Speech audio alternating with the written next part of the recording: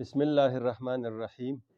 رب اشرح لي صدري ويسر لي امري واحلل عقدة من لساني يفقه قولي. د بوستان نن دویم سبق شروع کیږي. البته په پرونی سبق کې د طلباو د سهولت د پاره د بعض لغاتونو مختصر وضاحتونه کوم. بنام جهان دار جان آفرین پرونی سبق کې مونږ ویلې اوس جان آفرین اصل کې آفرین په فارسی کې د شاباش او د آفرین په معنا کوم چې پښتو کې راځي هم راځي، فارسی کې هم دا خبره مستعمل ده، خو دلته جان آفرین دا د آفریدن نه دی یا آفریننده، آفریدگار یعنی پیدا کوونکی. جان روح ته وایي، جان آفرین یعنی روح لره پیدا کوونکی. زه په نوم د هغه ذات دا کتاب شروع کوم چې هغه د روح پیدا کوونکی دی. بل حکیم سخن بر زبان آفرین، دا که ته سخن وی او که سخن دواړه سی دي، فارسی کې مستعمل دي، سخن یا سخن، او یا زبان وی او که زبان وی. سخن خبرو ته وی او زبان ژبې ته وی. آفرین همغه خبره ده، هغه حکیم چې په ژبې باندې د خبرو کولو د ګویای طاقت په ژبه کې ایښی دی. بله خبره عزیزې کې هر کس درش سر بتاف، دا دوه قسمه د دې تشریح کیږي. اول عزیز یعنی الله تعالی داسې عزت والا دی، خپله معنی لو چې هر څوک چې د هغه د دره سرغړوي وکړي، نافرماني وکړي، نو هر در ته چې لاړ شي عزت نه مني. دویمه تشریح دا ده عزیزې کې هر کی از درگهش سر بتاف، یو عزیز چې ځان ته زورور او غالب وي، دلته کې معنا اوټ شوه، د الله تعالی نوم نه راځي، بلکې هغه عزیز چې ځان ته ډېر غالب او زورور وي، هغه چې د دربار نه سرغړاوي وکړي. یا عزیز یو عزتمن سړی به هر در کې شد هیچ عزت نه یافت، هر در ته چې لاړ شي عزت به ونه مومي. ښه وگر خشمگیرت به کردار زشت چو باز آمده ماجرا در نوشت. د دې خو موږ پرون هم لږه تشریح کړې وه. یو سړي ته په بد عمل الله تعالی غصه شي، په غضب شي، کله چې بیا راشي هغه ماجرا ختمه کړي. نوشتن چې دی دلته نوشت، نو بعضې طالبان کېدای شي دې غلط فهمۍ کې مبتلا شي چې نوشتن خو لیکلو ته وایي، نوشته دیوال په دیوال، دلته هم درنوشت دی، خو دا درنوشتن، درنوردیدن، دا داسې تاولو ته وایي. لکه یو کاغذ باندې یو سی لیکلی دی او ته منجوړه کې اول ته ډسپن ته ولیکې څه وله ختمه کې، یو کاغذ کې لیکلی خط پې راکاږي، مطلب الله تعالی مکمل دغه ریکارډ ولا ختمی. نو د دې دا معنا ده. بل اگر با پدر جنگ جویت کسه پدر بیگمان خشمگیرت بسه. پرونی سبق کې وېدا نه دی راغلی، پدر بیگمان خشمگیرت بسه. که پلار سره جنگ لټی یو کس، نو پلار بیگمان بېشکه خشمگیرت غصه نیسي، بسه ډیره، بسه بسیار، بسا دا ټول د ډیر په معنا راځي. بسا زوراور دا به تاسو ته وروستو راځي پارسی کې په دې کتاب کې. پدر بیګمان خشمگیرت بسې، بسې په معنا د بسیار یعنی ډیر ډیر زیات غوسه کیږي. اگر خیش رازی نباشد ز خیش، دلته کې خویش لیکلی دی، خویش، خو موږ دا څنګه وایو اگر خیش رازی نباشد ز خیش. خیش خپل او رشتہ دار ته وایي، خو د دې تلفظ موږ ته واو حذف کوو، ولې عام پارسی کې دا مستعمل څه خیش دی، قوم و خیش، واو ته حذف کی او خې د یې سره دغه کی، خیشان خپلوان. نو د دې تلفظ داسې کول پکار دی، واو پکې ویل نه دی پکار. اگر خیش رازی نباشد ز خیش چو بیگانگانش براند ز پیش. بل خداوندگار، اگر بنده چابک نیاید بکار عزیزش ندارد خداوندگار. خداوندگار دا گار چې دی په آخر دا کلمه کې چې راشي، نو دا صفت فاعلی دی، یعنی معنی د کوونکي او په ځای راوړونکي، دا معنی ورکوي.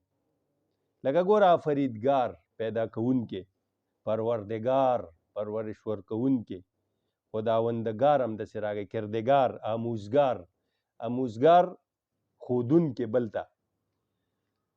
او بل خداوندګار او بعضې وخت دا ګار پکې زائد دی خو ضرورت شعري دی. هلته شعر ګوره بل قسم راځي نه،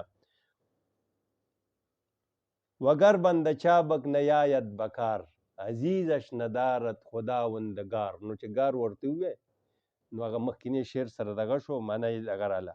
په هر حال اوس نوی سبق شروع کوو. دو کونش یکی قطره در بحر علم گنه بیندو پرده پوشد به علم. الله تعالی چې دی دا دواړه جهان چې دي داغه د علم په سمندر کې د یو څاڅکي حیثیت لري.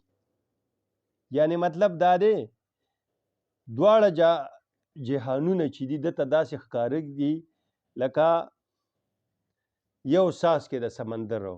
یعنی د ده علم ډېر بسیط او په هر څه خبر دی، هر څه درته ښکاري. نو یو سړی دی دا نه وایي چې ګناه کوي او خدای نه ویني یا هغه ترې نه خبرېږي. ګناه بیندو پرده پوشد به علم. ولې ګناهګار له سزا نه ورکوي چې الله تعالی هر څه ویني، هر څه نه خبر دی؟ دا سوال پیدا کېږي. نو الله تعالی سیادي صاحب وایي چې ګورې دا دواړه جهانه دنیا او څه چې دي د الله تعالی په نظر کې د هغه چې کوم علم او معلومات دی د سمندر د یو څاڅکي حیثیت لري. خو ګناه بیندو پرده پوشد به علم. ګناه ویني او پرده پوشي کوي په علم سره، په صبر سره، په بردوبارۍ سره د چا ګناه نه ښکاره کوي. ادیم زمین سفره عام اوست چې دشمن برین خوان یغما چې دوست. دا فرش د ځمکې ادیم اصل کې سرمنې ته وایي، کم سرمن چې رنګ شي او خوشبویه سرمن ته وایي. او ادیم په معنا د سطح د یو سیستم وایي، مخ او سطح. نو وایي دا مخ د ځمکې دا د عام دسترخوان دی، د دسترخوان حیثیت لري چې دشمن داسې دسترخوان الله تعالی ورکړی دی چې دشمن برین خوان یغما چې دوست. څه دشمن په دې دسترخوان باندې لوټ مار وکړه او که څه دوست، که کافر دی او که مسلمان دی، که د الله دوست دی او که دشمن دی، ټول د الله تعالی په دې ځمکه چې دې کې څه پیدا کېږي، فصلونه غلې د هغې نه هم فایده اوچتې د دې معدنیاتو نه هم. یعنی الله تعالی یو داسې سخي او کریم ذات دی. اگر بر جفا پیش بشتافته کی از دست قهرش امان یافته. که چېرې په یو ظالم باندې الله تعالی حمله کولی او په تیزۍ پې ورتلی، هغه ته خو ګرانه نه ده. کی از دست قهرش امان یافته، چا به د قهر د هغه نه امان موندلی وي، هېڅوک ته نشو بچ کېدی. ټول مخلوق د هغه د دغه لاندې دي، کمان لاندې دي چې څه وخت وغواړي هر چا له سزا ورکولی شي، هر څه کولی شي. خو لیکن هغه وخت ورکوي او مهلت ورکوي، ډېر صبر والا دی چې کېدای شي دا توبه وباسي، سمې لارې ته رجوع کړي. بریز آتش از تهمت ضد و جنس غنی ملکش از طاعت جن و انس. د الله تعالی ذات د دې نه بری دی چې څوک پې د ضد چې د ده مقابل شته، د ده په مقابله کې څوک شته یا د ده همجنسه څوک شته. الله تعالی شریک نه لري، د دې نه مبرا دی. او که څوک دا وایي نو دا پې تهمت لګي او الله تعالی د دې تهمت نه بری دی، دا دروغ وایي، غلطه وایي. د الله تعالی مد مقابل او د هغه همجنس دنیا کې هېڅوک نشته، د سره هېڅوک همسري نشي کولی.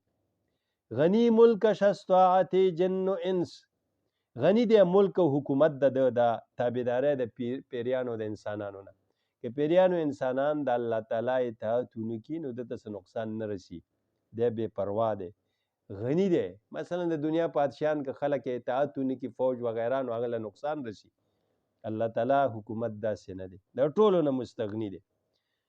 پرستار امرش همه چیز و کس بنی آدمو مرغ و مور و مگس. د ده د حکم تابع دی، حکم بردار دی، هر چیز او هر کس. تکوینی طور یا تشریعي طور د الله تعالی د حکم تابع دی، هېڅوک ترې بج نه دي. که هغه غیر ذوي العقول دي چې هغې کې روح او ساه نشته، دا جمادات غرونه وغیره، او که ذوي العقول دي، که هغه انسان دی او که څومره مخلوقات چې دنیا کې چې هغې کیسه ده، بني آدم و مرغ و مور و مګس. یو څو مثال که انسان دی، مثال که مرغه دی، که میږی دی، مور میږي ته وایي، مګس مچ ته وایي، چې څومره څیزونه دي حشرات الارض، دا ټوله د ده د حکم تابع دي. څنګه تابع دي؟ مثلا کافر خو تشریح طور د خدای مثال کوي یو سړی وي چې نه نو تکویني طور خو تابع دي که نه چې الله تعالی چې څه وخت وغواړي په هغه مرګ راولي هغه ته حادثه پېښوي د هغه نه رزق اخیستی او دغه کولی شي دی د هغه نه دغه نشي کولی الله تعالی چې څه غواړي همغه کېږي د هغه په حق کې چنان پهن خوانې کرم گسترد کسی مرغ در قاپ و قسمت خورد الله تعالی دومره د سخاوت پلن دسترخوان غوړولی دی غوړوي چې سیمرغ په کوی قاب کې خپله نصیبه خوري سیمرغ یا عنقا دا یو خیالي مرغه دی او پخوا نه خلک وایي چې دا په کوی قاب کې اوسېږي یو غر دی ډېر وچ غر دی اوچت والله علم چې دا کوم ځای کې دی خو دغه سیمرغ عنقا وایي دا ډېر غټ مرغه دی ډېر وزنداره او په هغه غره کې خدای ساتي رزق ورکړي هلته اوسي د دې جاله په عنقا مارغه چې دی دا به په کوی کاف کې اوسېږي بل ځای کې نه وي هلته هم خدای پاک خپله نصیبه ورکوي لطیف و کرم گستر و کار و ساز که دارای خلق است و دانای راز لطیف دی مهربان دی باریک بین دی کرم گستر دی کرم غوړونکی دی کارساز دی د خلکو کار جوړونکی دی که دارای خلق است و دانای راز ولې چې دارنده د مخلوق دی دا مخلوق ټول د هغه دی دی مالک دی و دانای راز او په رازونو باندې پوهېدونکی دی د هر چیز په حکمت و راز پوهیږي مرورا رسد کبریا و منی که ملکش قدیم است و ذاتش غنی خاص هغه لره رسی ښایږي کبریا و منی د منی یو عام معنا ده خو دلته منی انانیت مراد دی لکه یو سړی وی چې هم چو من دیگرې نه زما په شان بل څوک نشته نو شیخ سعدي رحمت الله علیه فرمایي چې الله سره د الله د شان سره ښایي که کبرایي کوي که لویي کوي او که انانیت کوي دته حق رسی که ملکش قدیم است و ذاتش غنی د ملک قدیمی دی پخوانی دی دا مستعار نه دی چې چا ورکړي یاره پلار نیکه نه بعضې خلک غریبانانی او بیا مالدار شي نو بعضې خلک پیغورونه ورکوي مړه پرون پلار دی داسې او تا سره څه و اوس په خېټه موړ شوي وغیره که نه نو د الله تعالی ملک قدیمي دی د پخوانه د چا نه اخیستی نه دی و ذاتش غني او د هغه ذات غني دی بے پروا دی هیچ چاته ضرورت نشته یکی را بسر برنهد تاج بخت یکی را بخاک اندر آرد ز تخت د الله تعالی دا اصول دي چې یو د بخت تاج د چا د سره کوزی چا نه حکومت لی یو ته په سر باندې تاج د بخت دی حکومت ورکوي یکی را بخاک اندر آرد ز تخت بل کس لره د تخت نه خاورو ته راغورځوي ذلیل یې کړي وتعز من تشاء وتذل من تشاء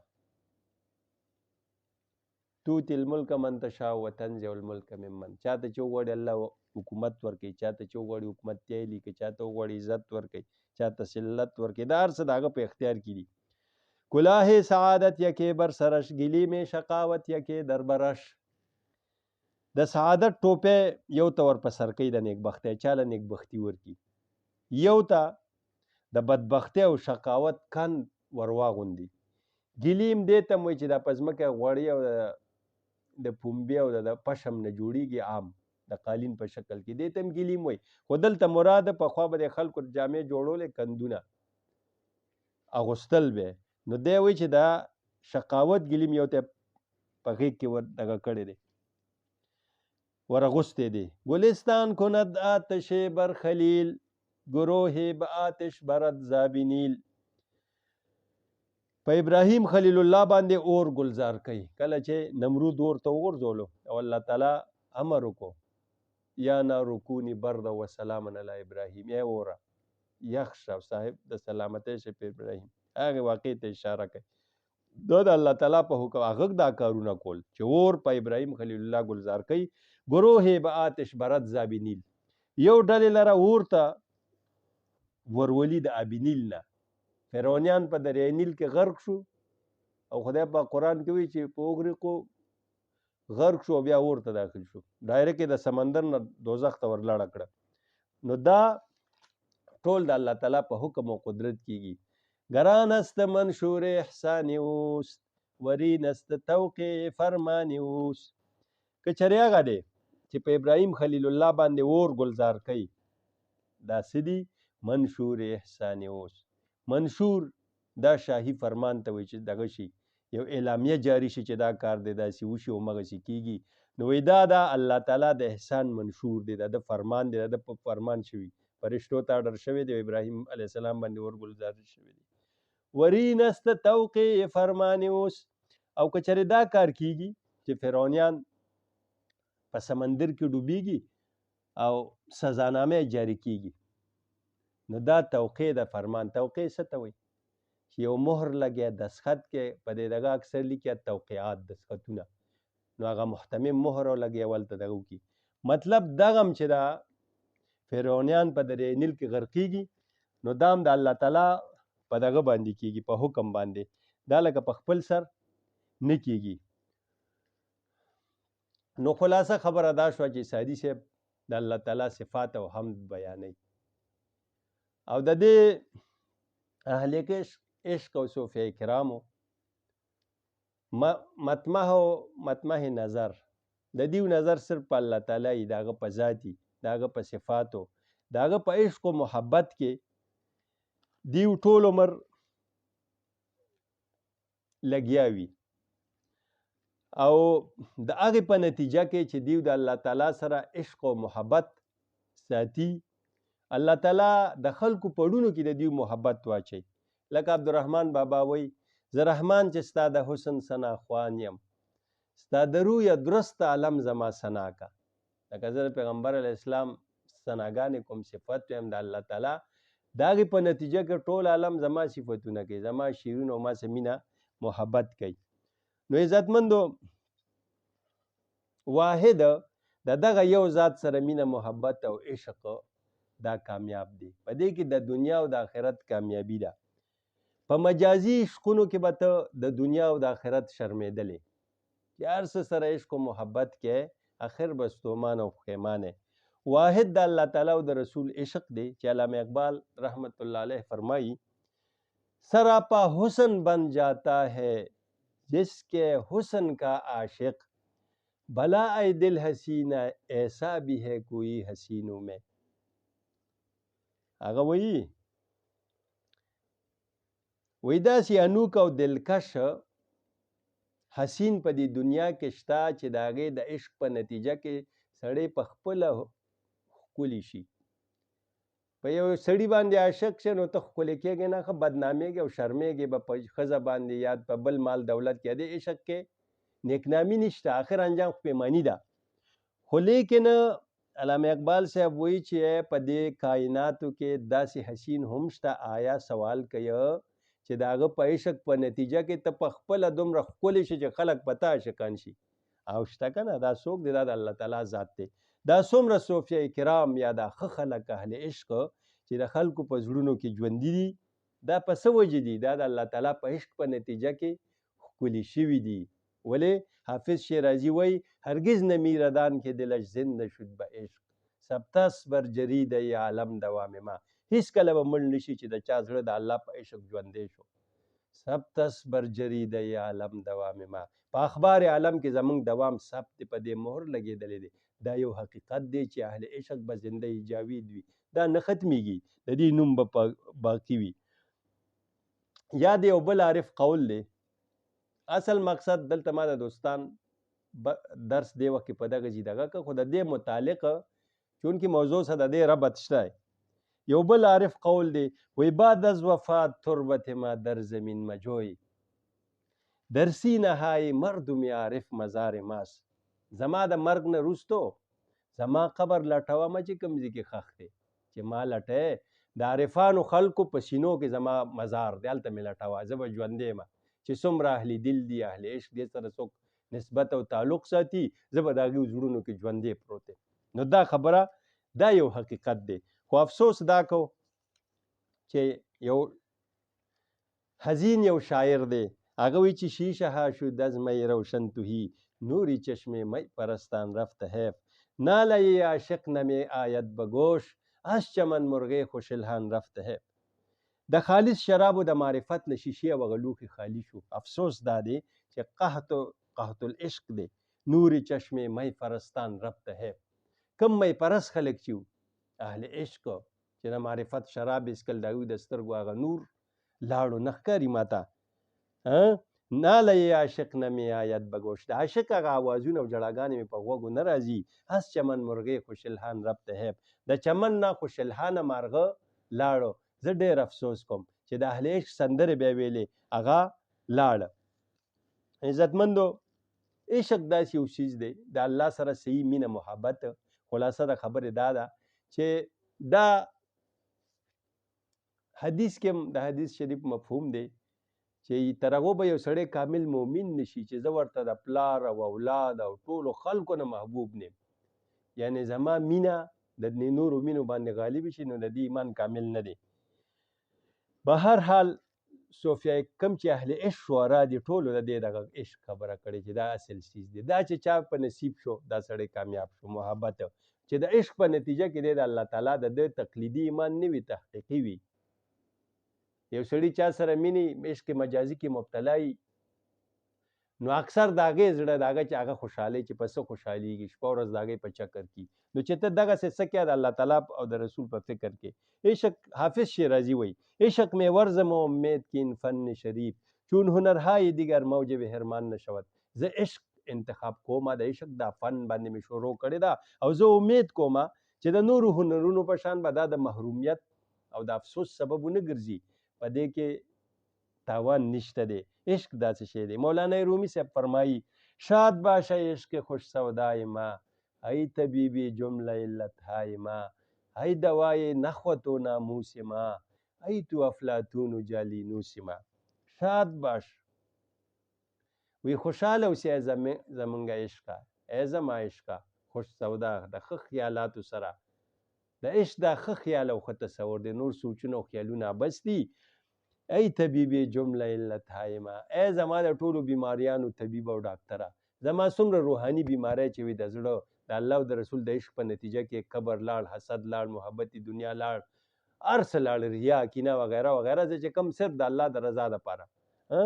وجه خدا لگا حافظ شیرازی بل جوی اهل نظر څه ته وي؟ اهل عشق. وجه خدا اگر بودت منظر نظر زین پس شک نمان کې اهل نظر شوي. که د خدای رضا د هغه مخه تا ته په نظر کې 24 غنټې وای دې کې بیا شک نشته چې ته اهل نظر شې. ستا نظر سی دی، نورو خلکو نظر هغه دی چې د الله تعالی باندې چې کم کار کوي د هغه رضا دی په نظر کې. ای دوای نخوت و ناموس ما ای تو افلاطون و جالینوس ما. مولانا رومی صاحب عشق ته دا د تحسین پیش کوي. وی زمونږ د تکبر او خودستایي او فخر دوایه منګه دا ته د هغې دوایي شوې، دا د رانه تکبر خودستایي او فخر هر څه د رانه ختم کو او شرف او د عفت او د عصمت محافظ شوې. بل ځای عبدالرحمن بابا وایي چا به کسب بې له عشقه بل څه نه کړه بارې گنج دی چې هر یو ته اظهار نه دی. گویا کې چې دا عشق یو خزانه دار چاته پته نه لګېږي، نه خلکو به بل کار نه کولی. د دې لارې چارې به یې لټولې چې دا عشق انسان کې څنګه راځي. بل ځای وایي چې عشق عاشق لره یو هسې ګلستان دی چې اوبه ورته یې لار د خزان نشته. نو عزتمندو دغه آخري یو څو شعره ده حکیم حضرت مولانا حکیم محمد اختر رحمت الله علیه په دې سره نننی درس ختموم. دا ټول مفید دي او زمونږ مقصد درس و نصیحت دی او د سادي صاحب دغه مطلب صرف دا دی د شاعرانو چې د خلکو تعلق الله سره جوړ کړي، هغه سره جوړاو راولي او دا حقیقت د هغوی په زړونو کې کښېنوي چې صرف د الله سره مینه محبت، د هغه اطاعت، د هغه د رسول، دا د کامیابۍ او د امید مرجع ده. بل شي ته امید نشي کولی. دا آخري شعرونه وایم نو نننی درس په دې ختمیږي. نام روشن کر گئے مر کر کے حق پر عارفین مر گئے جو مرنے والوں پر حق دیدہ نہیں پا لیا جس نے خدا کو پا لیا سارا جہان کون کہتا ہے کہ اہل دل جہان دیدہ نہیں برکت تقوی سے جس کے ساتھ ہو فضل خدا اس کے پیچیدہ مسائل کوئی پیچیدہ نہیں اہل دل کی صحبتوں سے جو حقیقت بن ہوا لذتی دنیای فانی کا اگرویدہ نہیں روز محشر اے خدا رسوا نہ کرنا فضل سے کہ ہمارا حال تجھ پر کوئی پوشیدہ نہیں کیف تسلیم و رضا سے ہے بہار بے خزان صدمہ و غم میں بھی اختر روح رنجیدہ نہیں. وصلی الله تعالی علی خیر خلقه محمد و آله وسلم.